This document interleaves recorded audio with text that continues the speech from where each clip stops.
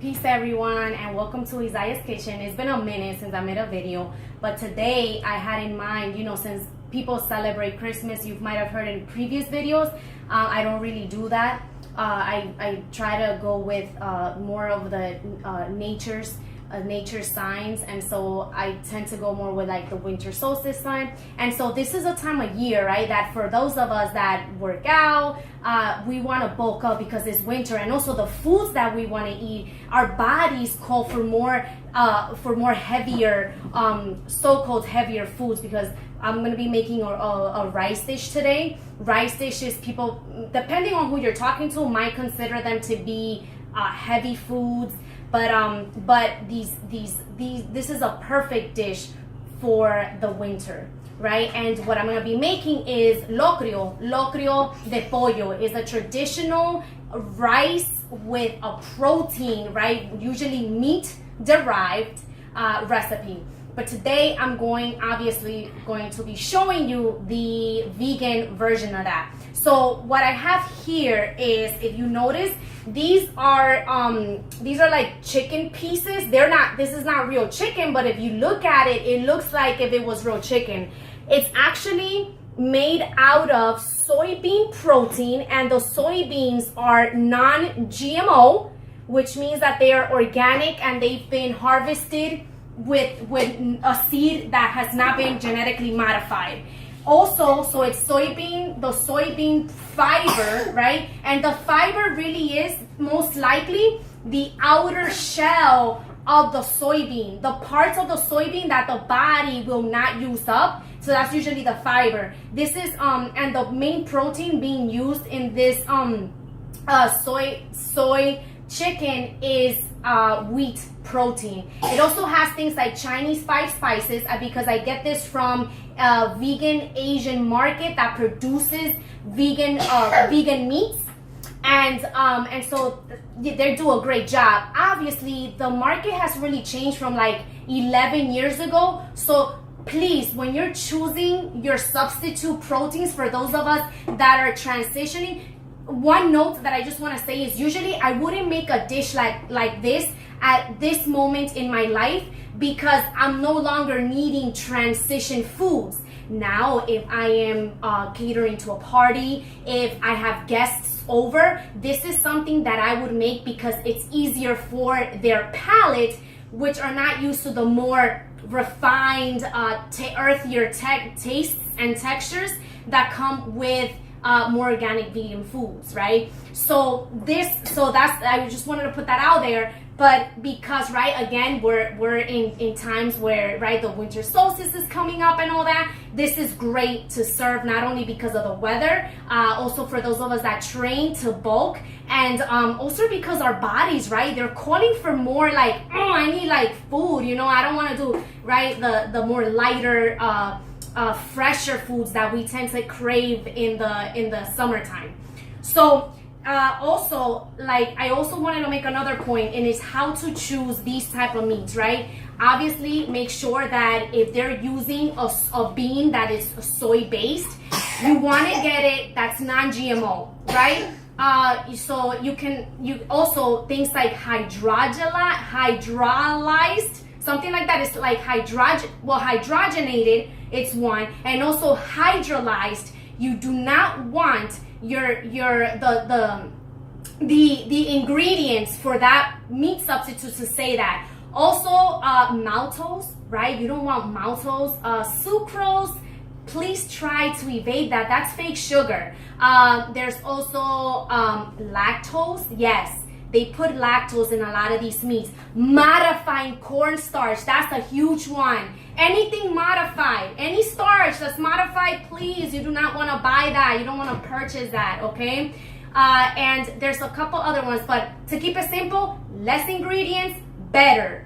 More ingredients, too much. The more complicated your food becomes, the more crap it's going to have. These are great though. It's only soybean fiber, wheat protein, Chinese 5 spice, and usually an emulsifier, okay? So I'm gonna go ahead. The first step we're going to do to make this locrio, and I also wanted to put out there that the most common locrio that Dominicans make is locrio de salami, and they used to consider that, right, like a poor man's food, right, because the salami was cheap.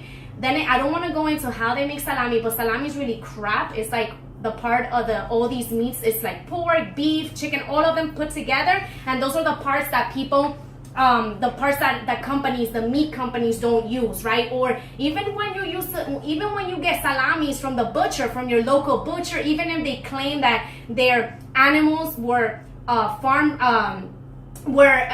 fed and all of this stuff, I mean, you're still eating animals, right? So you're still putting in those feelings inside of you. So the salami, the locrio de salami has been the most popular dish used. Obviously, right, we have adaptations like the locrio de pollo, locrio de cerdo, right? The chuleta, that's a big one because we're big pork people.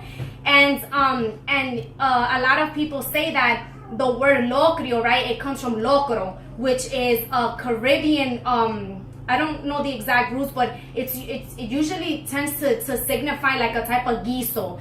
And cro, people think it comes from the word criollo, right, which is like the Spanish influence on it. But again, right, we had moro. So the locrio is, and it's great for mothers too. Like my mom would make this all the time whenever she was tired.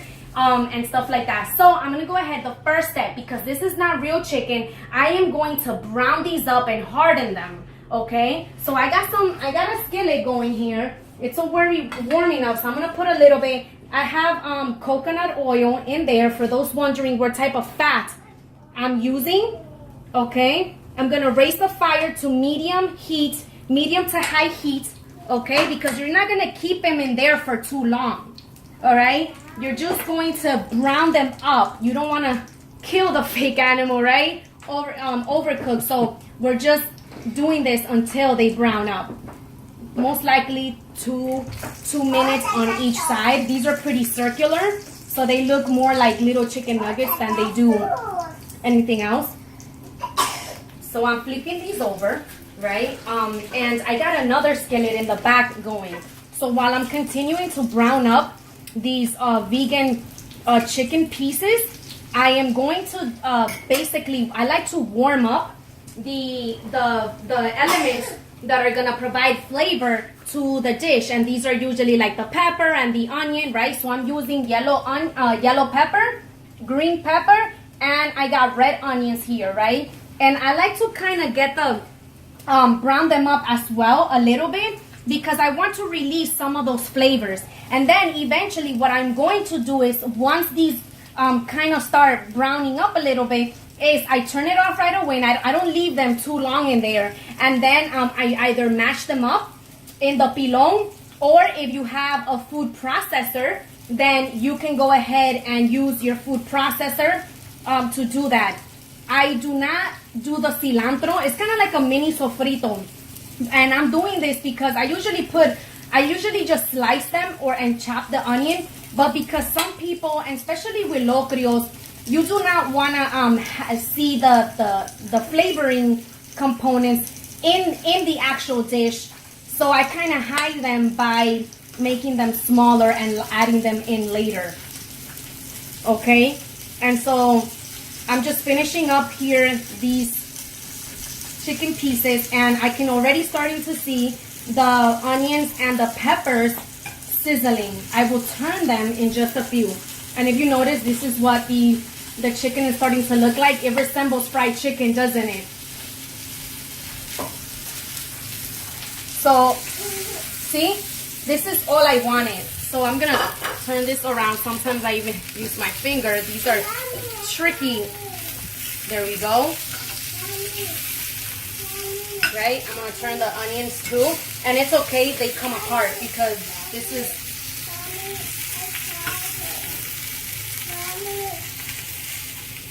alright, so that's really it. See the browning here on the onion? That's really the effect that I want. And I'm gonna go ahead and turn this off. And I'm gonna let this cool. And I'm finishing these up, and I'm gonna place them with the rest of the meats, and I'm gonna let them cool off as well.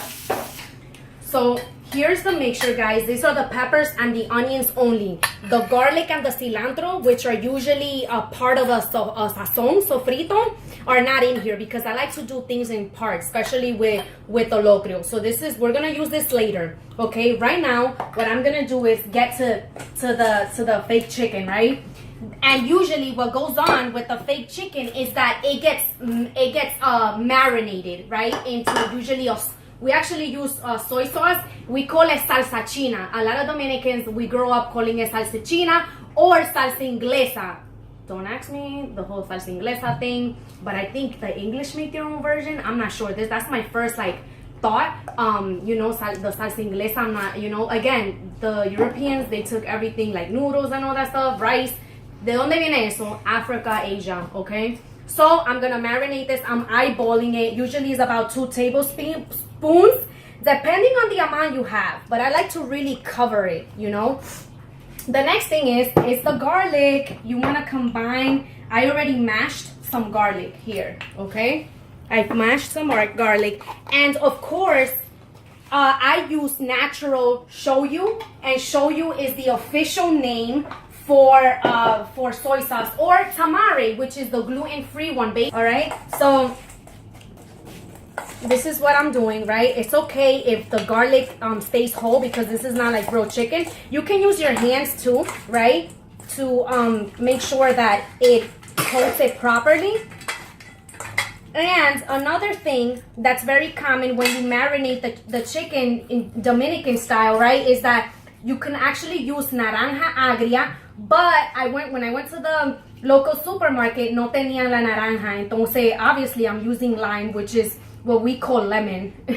And then, again, and lemon is what a lot of Dominicans use to clean out the chicken. So usually, before the chicken is even used, you cut it, you take out the fat, and you marinate it in water with lime, and that's supposed to limpiar. So I'm gonna put this to the side now so that the marinade could really sip into the soy meat, all right? And the next step is really to, I'm gonna start working with this. This is celery, and celery is very common in a lot of Dominican dishes. And I like to add a little bit of carrots into the dish, all right? So, and eventually we're gonna start to work on the rice.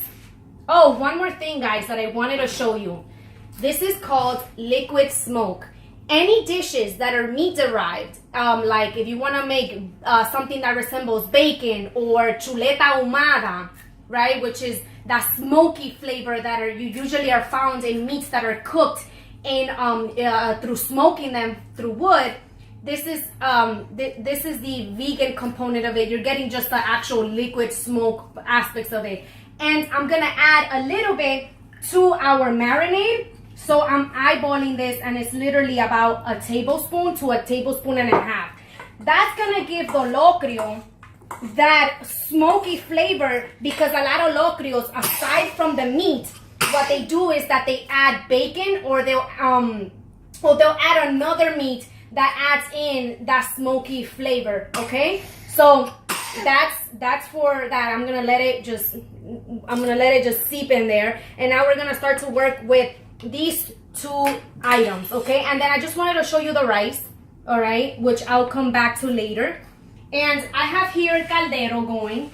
I'm gonna put about a tablespoon of coconut oil, all right. I use unrefined virgin coconut oil, and that's a lot. Okay, and I already had the pan heated, so I'm gonna go ahead and put these ingredients, all right.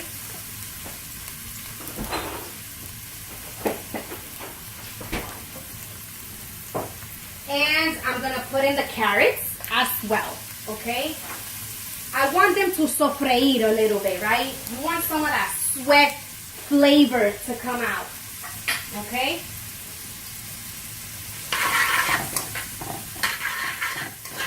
So I'm gonna let this sofreír, right? It's under medium-high heat, all right?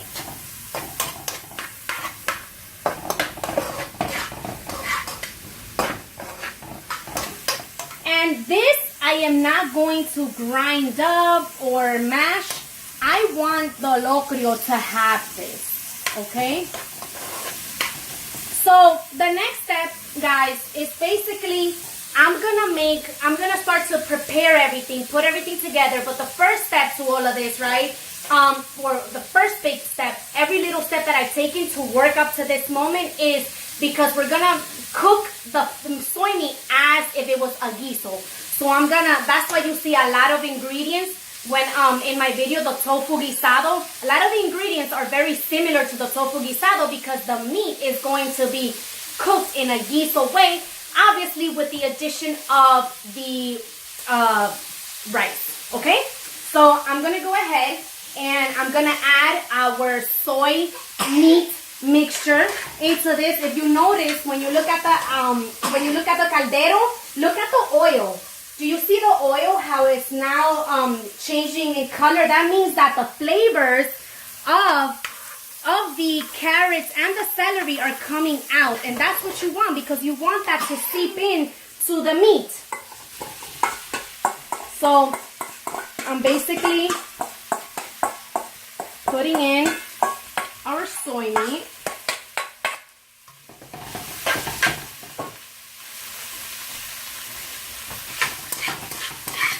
Okay, and I'm going to just bring everything together here. Okay, and I'm gonna let it cook for about 30 seconds. And during those 30 seconds, the next thing I'm gonna add is I'm adding alcapurrias picada, and I'm adding the olives picado también, okay, with some of the juice. So it's about a tablespoon to 2 tablespoons, all right? And some of the juice. And I'm gonna move it.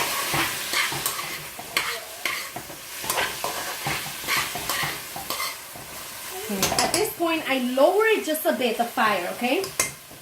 And the next thing I am doing is I'm adding in this, our beautiful sazón sofrito, or our partial sazón sofrito, right? Because the garlic was added separate, and the cilantro, like I like to do it, comes in at the end. Okay? Alright, so that is gonna cook for about 1 minute, and then we'll come back to it. Alright, so now guys, I'm giving this, it's been a minute, I'm giving this one last, and if you notice, everything's coming together, and the next part is adding in the water. Alright, I'm using 2 cups of jasmine brown rice, organic jasmine brown rice. I love jasmine brown rice. And if you notice, this is some of the leftover marinade, and I put a little bit of water in it because I want all that extra marinade to come in. So I'm just going to add this there first. And now I'm going to add the water. I've measured first 2 cups, and then I'll be adding in an additional 2 cups, right? Because I'm using 2 cups of rice, which means I have to use 4 cups of agua. And because I used a little bit of water in the marinade, it's not exactly 2 cups, okay? I did about 3/4. All right. So I increase the heat now that I've added in the agua, and I'm just gonna move everything together, all right? It has a nice, okay. I'm gonna cover it with a lid, guys, and when it starts to simmer, I'm going to come back to it, and we're gonna add the rice, and we're gonna add the beautiful other dry spices that I'll go over in a few. So I'm gonna put the lid over it, okay, a semi, because I want to see some of that smoke coming out, which would alert me that it's ready to add all the other ingredients. So if you can see this is the jasmine brown rice. It's the long grain rice. It has an amazing floral aroma to it, but not only is the aroma great, it's just the flavor, and it's still brown rice, so it's great. I'm gonna be using, guys, sea salt, okay? Obviously I always make my own adobo, right? I make my own dry adobo. So I'm using my own turmeric. I'm using garlic powder.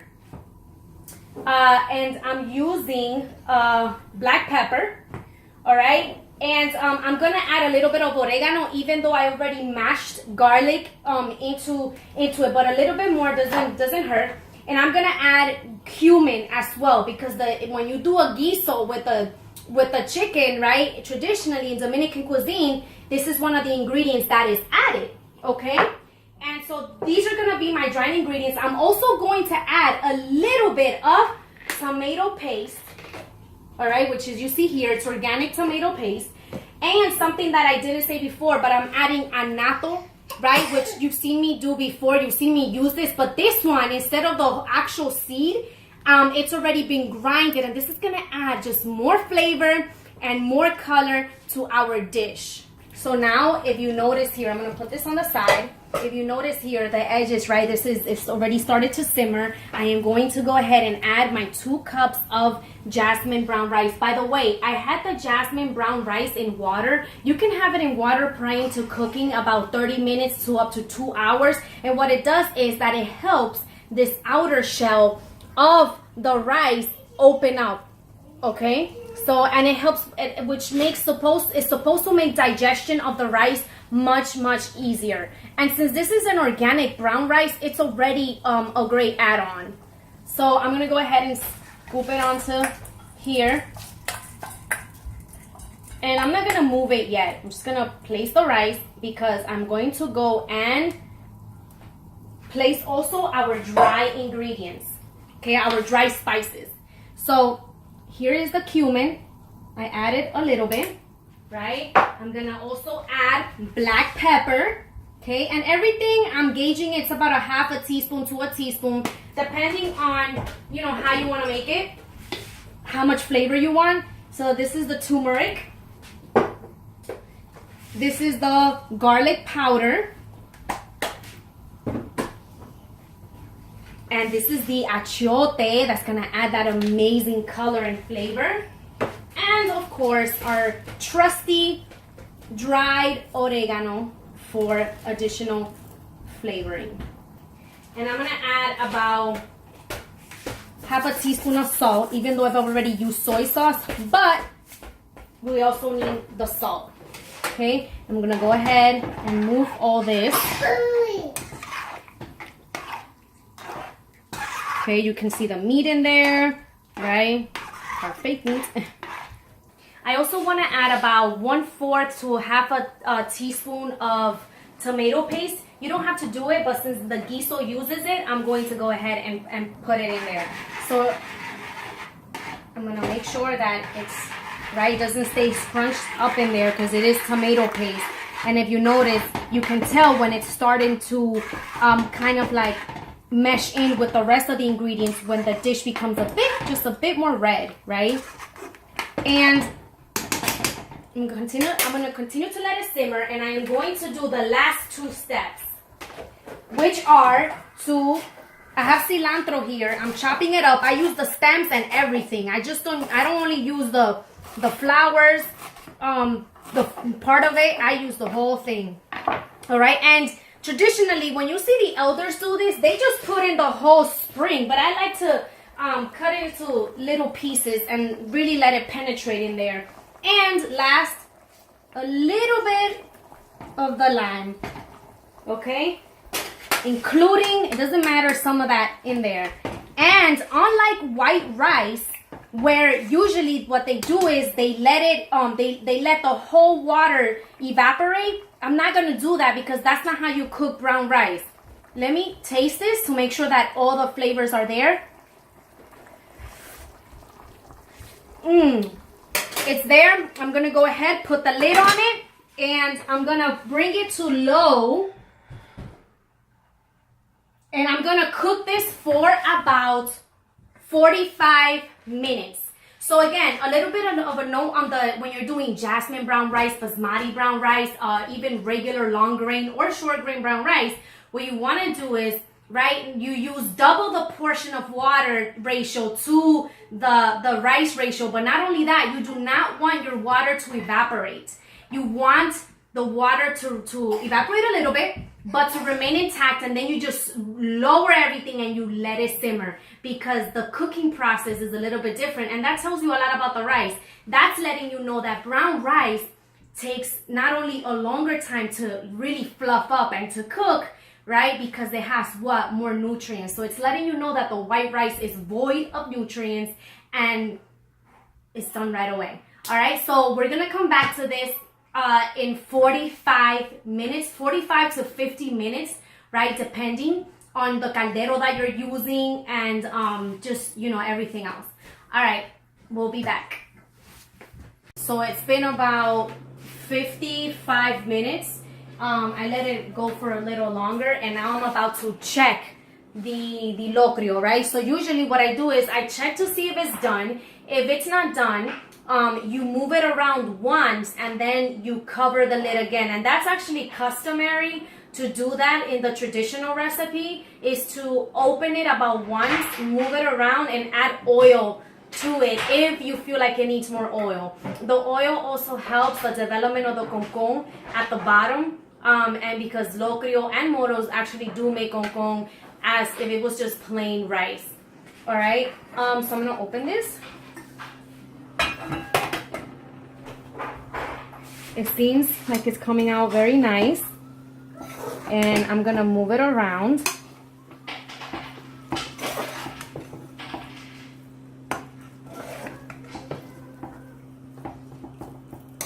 From what I can tell right now, it still needs about 15 more minutes to cook. So I'm gonna let it continue to develop more flavor, okay, and to finish cooking, because if you notice, it's a little wet and you can still see some of that wetness. You don't want the wetness to be there. You just want it to be completely dry. Okay, so I'm gonna go ahead and close the lid and let it cook. So we're gonna check this for the second time now after I moved it, and so I'm gonna open this, and now it looks great. I'm going to just serve some on my plate. Make sure I have some of that little bit of everything. You notice there's some olives there.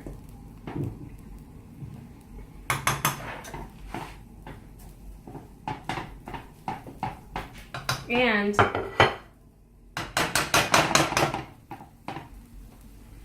gonna make sure that I close it now. And it's gonna remain under very low frames for a long time. And the way that I like to serve this is with totones and an aguacate. This is not Dominican aguacate, by the way, but it's still good. It's what's in season and what's good. The other aguacates didn't taste that well, but this is how I like to eat it. Sometimes some other people tend to serve this with habichuela guisada too, and that's also another great add-on protein wise to the meal. I'm gonna go ahead and taste this now. Take some of that. Make sure that I blow on it.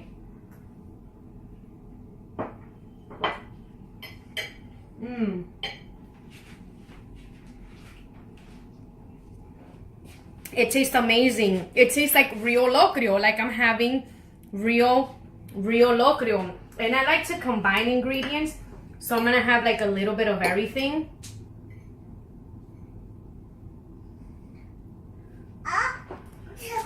And it's just amazing.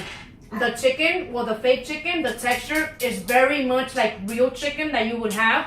The rice, all the flavors, I can feel the olives, I can feel the vegetable elements and how it adds onto the meal. Okay, so there you have it. This is the Locrio de Pollo, and I hope that you enjoyed it. Just a few tips if you're confused about some of the measurements that I use. Even what I'll try to do is post it on the YouTube. But basically, a lot of the stuff I eyeball it because I've been doing it for years. But again, so guys, this is a different angle of the locrio. This is all of it served together. Okay, this is how I would serve it to a group of people that are coming over to eat. I'm gonna move it. I'm serving this with a side of tostones. All right, and aguacate and lettuce, which you won't be able to see. So this is what's left over of the locrio. This is what would become the concon. I've left it under low fire, and now I am just basically going to scrape it, go around.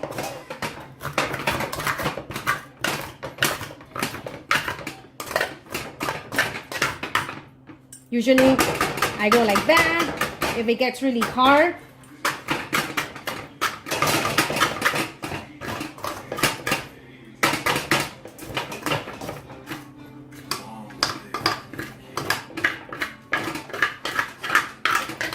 and so I am serving it here. I wanted you to see this because a lot of people are like, oh, how do you make concon? Like, does brown rice make concon? Oh my God, that probably doesn't make any concon. And this is not a perfect concon per se, but look, you can see it, right? It's stuck to the pan, and when you take it out, it has that concon. And of course, the color is different because of the seasoning. Well, there you have it. I wanted to show you that. Peace.